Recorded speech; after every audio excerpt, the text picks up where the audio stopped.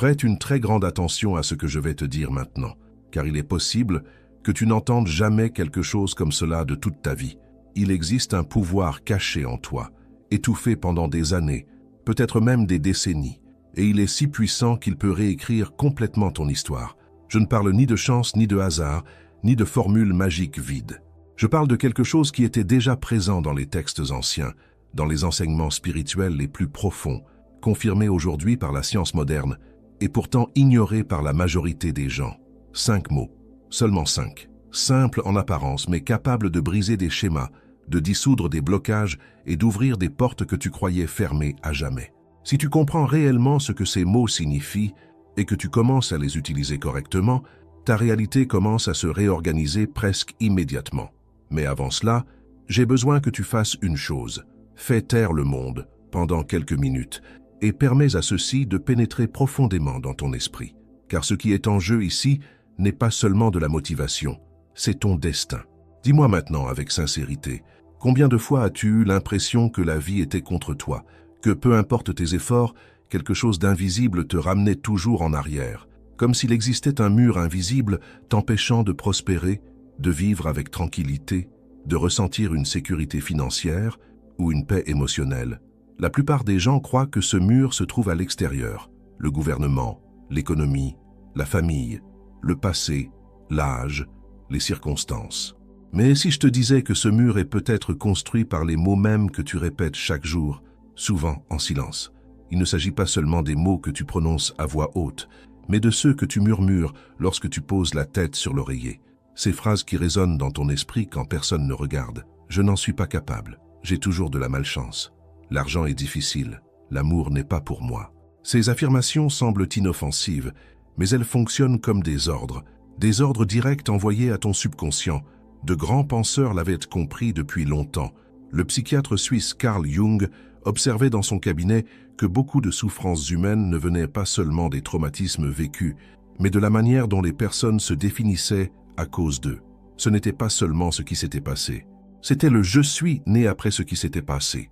Je suis abandonné, je suis un échec, je suis insuffisant. Et ces phrases devenaient une identité.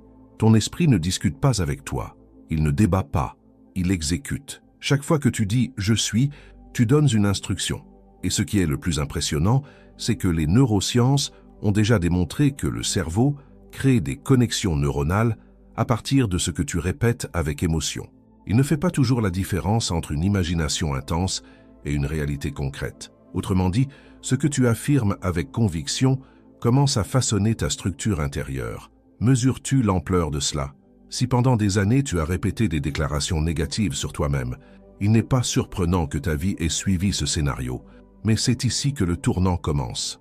Car si les mots ont été capables de construire des limitations, ils peuvent aussi construire la libération. La première clé réside dans l'identité, dans le pouvoir de l'expression « je suis », non pas comme une formule automatique, mais comme un décret. Lorsque tu dis « je suis fort », ton corps commence à répondre, ta posture change, ta respiration s'ajuste, ton cerveau commence à chercher des preuves de cette force. Mais lorsque tu dis « je suis faible », tout s'aligne également dans ce sens.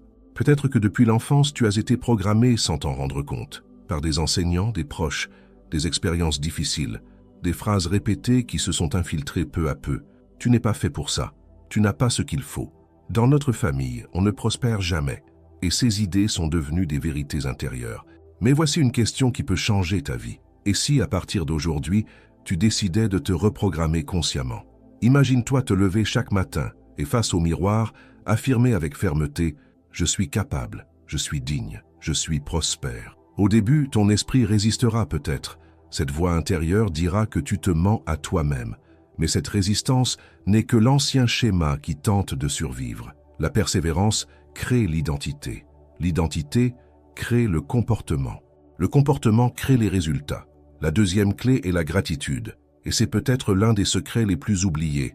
La majorité des gens vivent focalisés sur ce qui manque. Ils obtiennent quelque chose, mais pensent déjà au problème suivant. Ils atteignent un objectif, mais perçoivent aussitôt une nouvelle absence. Et ainsi, ils vivent dans une sensation constante de manque. Mais lorsque tu remercies, quelque chose change immédiatement en toi. La gratitude n'est pas seulement une question de politesse, c'est une fréquence. Lorsque tu remercies pour ce que tu as déjà, même si c'est peu, ton esprit quitte le mode de pénurie et entre dans le mode d'abondance. Des études montrent que le sentiment authentique de gratitude active des zones du cerveau liées au bien-être, à la motivation et même à la santé physique. Imagine maintenant remercier aussi pour ce qui n'est pas encore arrivé, mais qui est déjà en chemin. Non pas avec désespoir, mais avec une certitude calme. Merci pour le succès qui se construit. Merci pour la prospérité qui est déjà mienne. Cela transforme ton état intérieur. La troisième parole est la confiance. Et ici, nous touchons à quelque chose qui défie notre besoin de contrôle. On nous a appris qu'il faut tout contrôler, tout prévoir, tout sécuriser. Mais ce besoin excessif de contrôle est souvent ce qui bloque le flux. Faire confiance ne signifie pas être passif. C'est agir et lâcher prise, faire ta part et permettre au système plus vaste d'organiser le reste. Lorsque tu vis dans une anxiété constante, ton corps reste en état d'alerte. Ta vision se rétrécit. Tu ne perçois plus les opportunités. Mais lorsque tu fais confiance, ton esprit se détend. Et un esprit détendu perçoit des chemins. Combien de fois as-tu désiré quelque chose tout en doutant qu'il puisse arriver? Ce conflit envoie des signaux contradictoires. Désirer avec peur est très différent de désirer avec foi. La quatrième clé est puissante et souvent négligée. Le mérite. Peut-être dis-tu vouloir prospérer, mais au fond de toi, tu ne te sens pas digne. Peut-être désires-tu un grand amour, mais tu crois que c'est pour les autres, pas pour toi. Ce sentiment caché sabote tout. Si au fond de toi, tu crois que tu ne mérites pas, ton esprit trouvera des moyens de détruire les opportunités lorsqu'elles apparaîtront. Combien de fois quelque chose de bon a commencé, et c'est toi-même qui as créé un problème? Combien de fois une chance s'est présentée, et tu as reculé? Dire « je mérite » n'est pas de l'arrogance, c'est de l'alignement. C'est reconnaître que toi aussi, tu fais partie de la création, que tu n'es pas né uniquement pour survivre, mais pour fleurir. Et nous arrivons alors à la cinquième parole, celle qui scelle tout, la certitude, le c'est fait. Non pas comme un espoir fragile, mais comme une conviction ferme. Lorsque tu déclares intérieurement que cela est déjà une réalité, ton esprit cesse d'attendre et commence à agir comme quelqu'un qui possède déjà. Attendre avec anxiété crée de la tension. La certitude crée la paix, et la paix ouvre des portes. Observe comment ces 5 paroles sont liées entre elles. Je suis, merci, je fais confiance, je mérite. C'est fait. Ce ne sont pas des formules magiques vides. Ce sont des orientations intérieures, des réorganisations de l'identité. Et lorsque ton identité change, ton monde extérieur commence inévitablement à suivre. Alors je te pose la question, quelles paroles utilises-tu pour définir ta vie? Quels décrets répètes-tu sans même t'en rendre compte? Es-tu en train de construire des murs ou d'ouvrir des chemins? Respire profondément. Regarde ton histoire jusqu'ici. Observe avec honnêteté les moments où tu t'es saboté, où tu as douté, où tu t'es diminué, pas pour ressentir de la culpabilité, mais pour éveiller la conscience. Car à partir du moment où tu prends conscience, tu récupères ton pouvoir. Et peut-être, juste peut-être, que tout ce que tu as toujours cherché n'était pas loin, mais attendait simplement que tu changes la manière dont tu te parles à toi-même. Et lorsque tu commences à percevoir cela, quelque chose de très profond se produit en toi. Ce n'est pas un enthousiasme passager, ni cette excitation qui dure 2 jours avant de disparaître.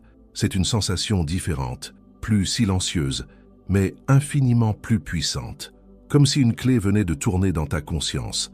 Tu commences à comprendre que pendant des années, tu as essayé de changer les circonstances extérieures, sans presque jamais observer les paroles qui soutenaient ces circonstances à l'intérieur de toi. Réfléchis avec moi. Combien de fois t'es-tu surpris à dire que la vie est difficile, que l'argent est compliqué, que le bonheur ne dure jamais? Tu ne l'as peut-être jamais remarqué, mais chaque fois que ces phrases sortent de ta bouche, tu confirmes une réalité. C'est comme si tu signais un contrat invisible. Et le plus impressionnant, c'est que tu signes ce contrat tous les jours, sans en lire les clauses. Maintenant, imagine faire l'inverse.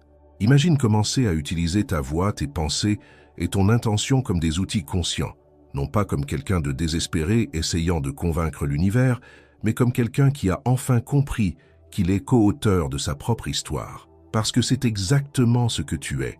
Tu n'es pas un spectateur de ta vie, tu y participes à chaque instant, principalement à travers ce que tu déclares. Quand tu dis « je suis prospère », ce n'est pas seulement une belle phrase, c'est une instruction. Quand tu dis « je suis capable de résoudre mes problèmes », tu actives en toi des ressources qui étaient endormies. Ton esprit commence à chercher des solutions. Ton corps répond avec plus d'énergie. Ta posture change presque sans que tu t'en rendes compte. Mais il y a quelque chose d'encore plus profond.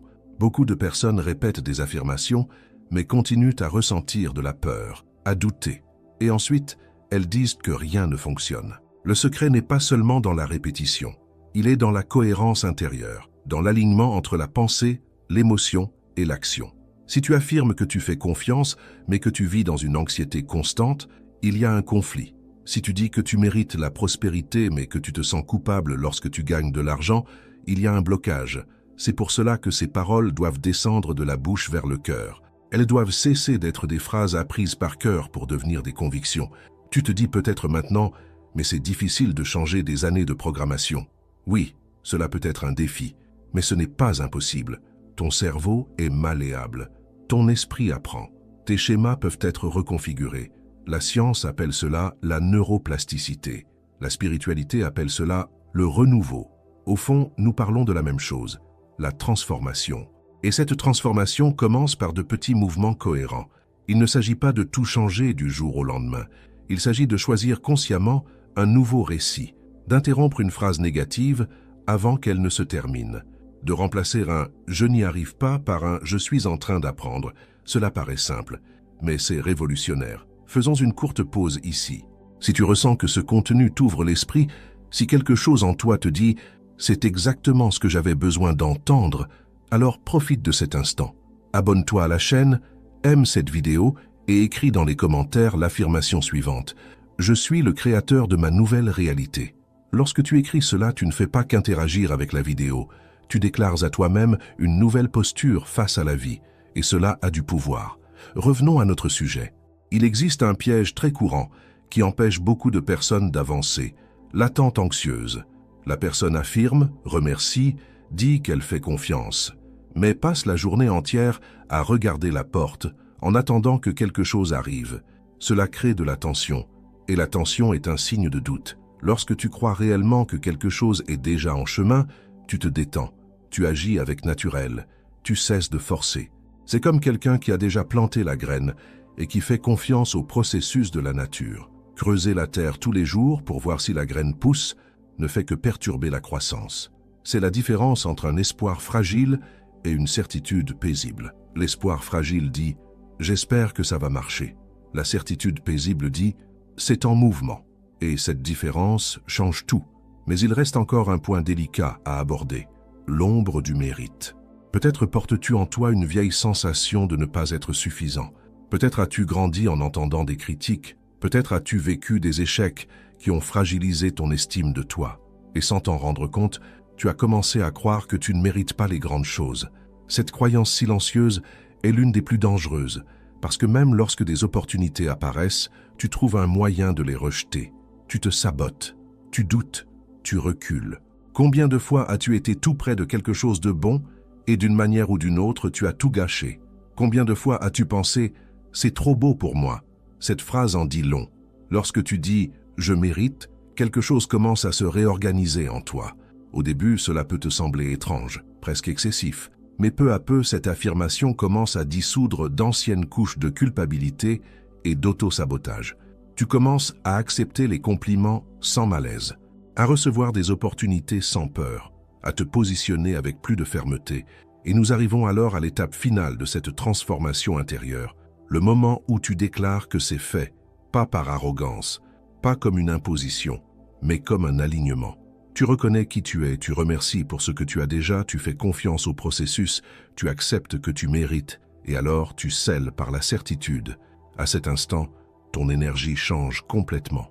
Tu cesses de vibrer le manque, tu cesses de vibrer le désespoir, et tu commences à vibrer la conviction. Et la conviction est magnétique. Observe les personnes qui semblent attirer les opportunités avec facilité. Bien souvent, ce n'est pas seulement une question de talent, c'est une posture intérieure. Elles se voient comme capables, elles se voient comme méritantes, elles font confiance au flux, et elles agissent comme quelqu'un qui sait déjà que ça va fonctionner. Cela ne signifie pas qu'elles n'affrontent pas de défis. Cela signifie qu'elles ne se définissent pas par leurs défis. Il y a une immense différence entre traverser une difficulté et devenir cette difficulté. Tu peux traverser une période financière compliquée sans te coller l'étiquette d'échec. Tu peux vivre une déception amoureuse sans conclure que tu n'es pas fait pour être aimé. Tu peux te tromper sans décréter que tu es incompétent. Les mots que tu utilises pour interpréter tes épreuves définissent l'impact qu'elles auront sur toi. Et peut-être que la question la plus importante maintenant est la suivante. Qui choisis-tu d'être à partir de cet instant? La personne qui répète d'anciens schémas ou celle qui prend le contrôle de sa propre narration? Ne sous-estime jamais le pouvoir d'une décision intérieure. Beaucoup de grandes transformations commencent de manière invisible. Personne ne remarque le premier jour. Mais en toi, quelque chose a changé. Et ce changement commence à se refléter dans tes choix, dans tes conversations, dans tes attitudes. Tu commences à éviter les plaintes inutiles. Tu deviens plus sélectif dans ce que tu écoutes. Tu protèges ton esprit. Et ce n'est pas de l'égoïsme, c'est de la maturité.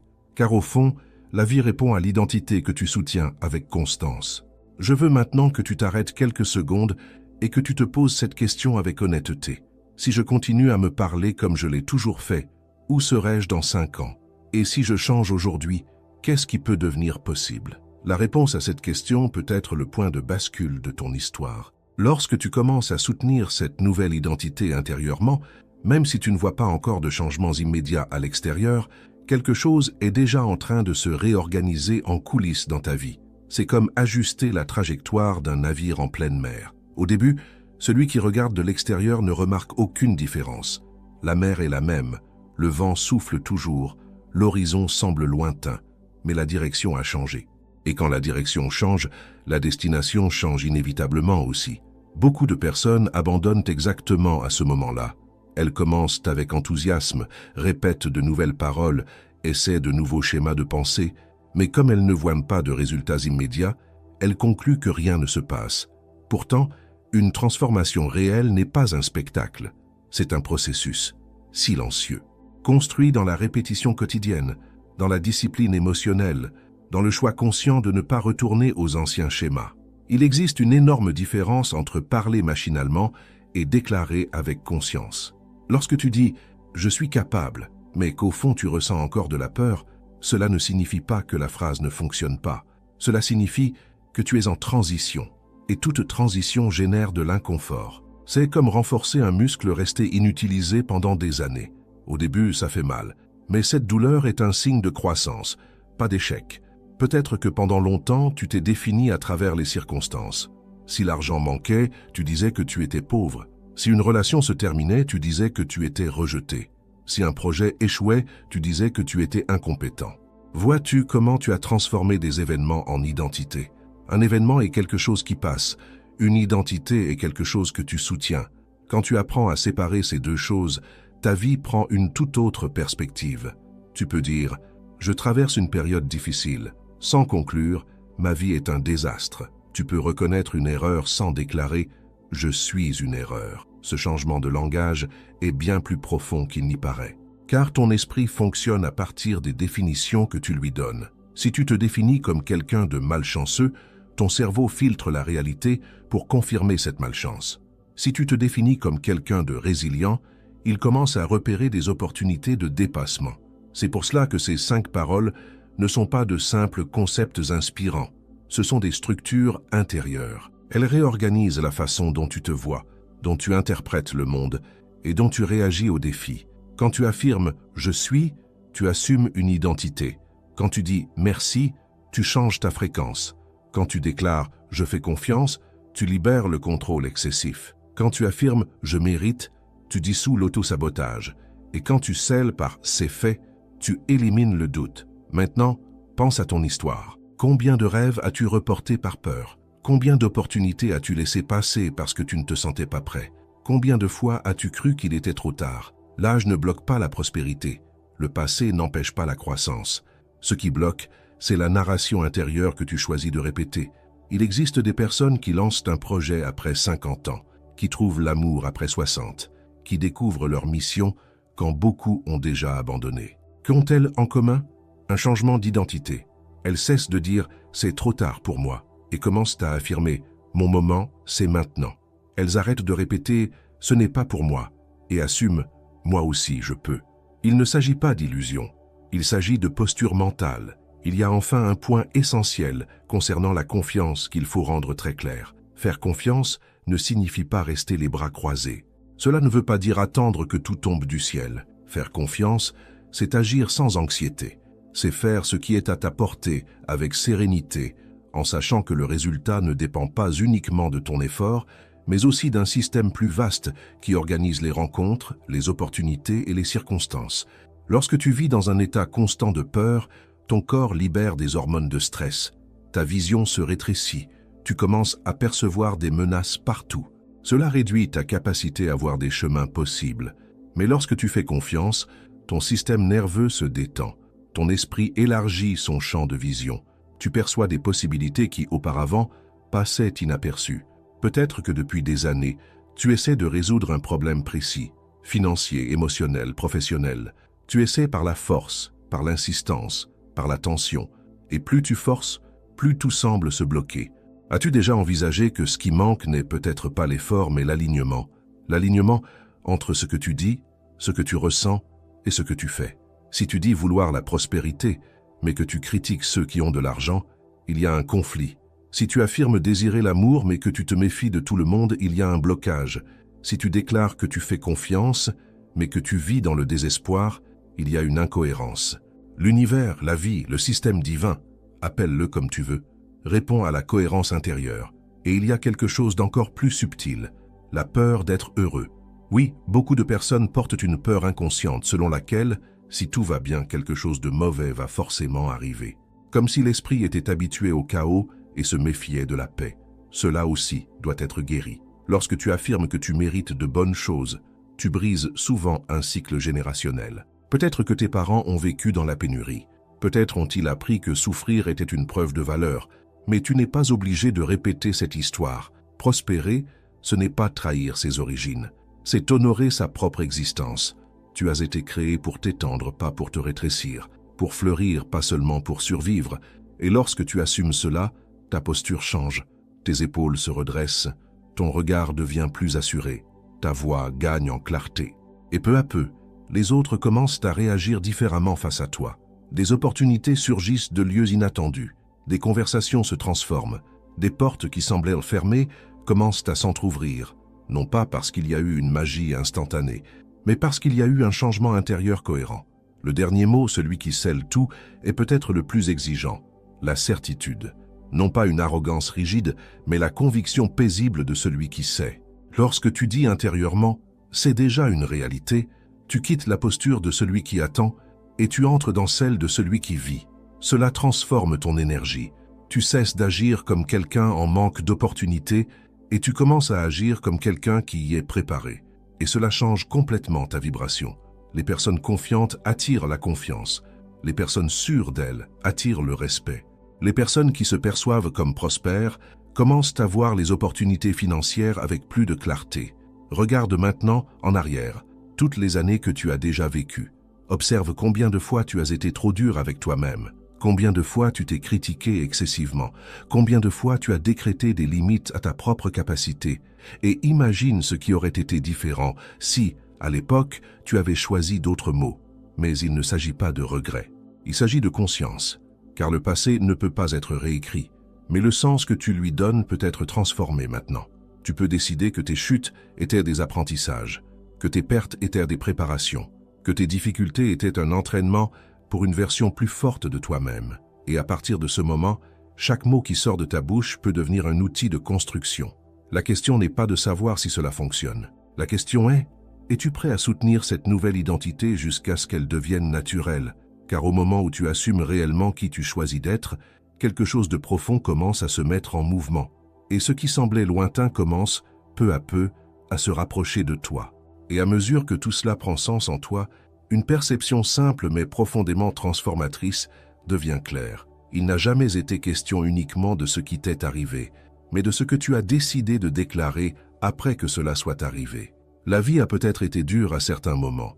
Elle a peut-être exigé plus que ce que tu pensais pouvoir offrir. Elle a peut-être mis à l'épreuve ta foi, ta patience, voire ton estime de toi-même. Mais rien de tout cela n'a le pouvoir de définir qui tu es à partir de maintenant, sauf si tu l'autorises. Peut-être as-tu passé des années à dire que tu étais malchanceux, que tu n'étais pas fait pour les affaires, que l'amour véritable n'était pas pour toi, que l'argent te filait toujours entre les doigts. Peut-être as-tu répété ces phrases si souvent qu'elles sont devenues une identité. Mais aujourd'hui, tu comprends quelque chose de fondamental. L'identité n'est pas une sentence, c'est un choix. Et un choix peut être renouvelé. Lorsque tu comprends que chaque « je suis » est une graine, tu fais plus attention à ce que tu sèmes. Lorsque tu comprends que la gratitude change ta fréquence, tu commences à remercier même pour les petites choses.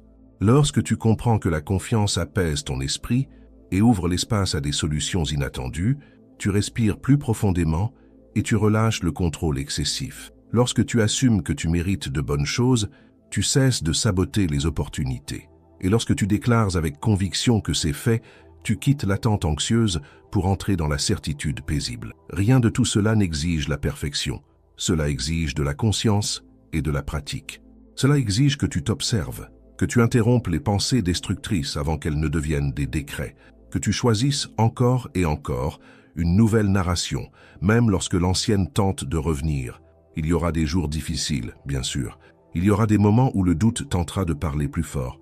Mais maintenant, tu sais que le doute aussi est un mot, et tu peux le remplacer.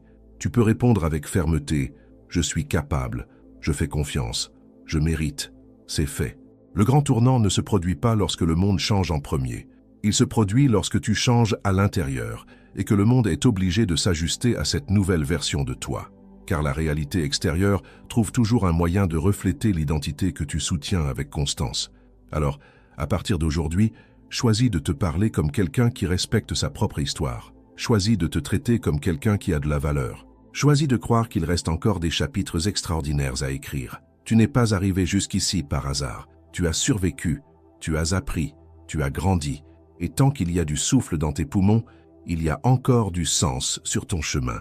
Ta meilleure phase n'a pas besoin d'être dans le passé. Elle peut commencer maintenant, au moment précis où tu décides d'aligner tes mots avec la vie que tu choisis de vivre. Relève la tête, redresse ta posture. Déclare avec conviction qui tu choisis d'être et avance comme quelqu'un qui sait que le meilleur reste à venir.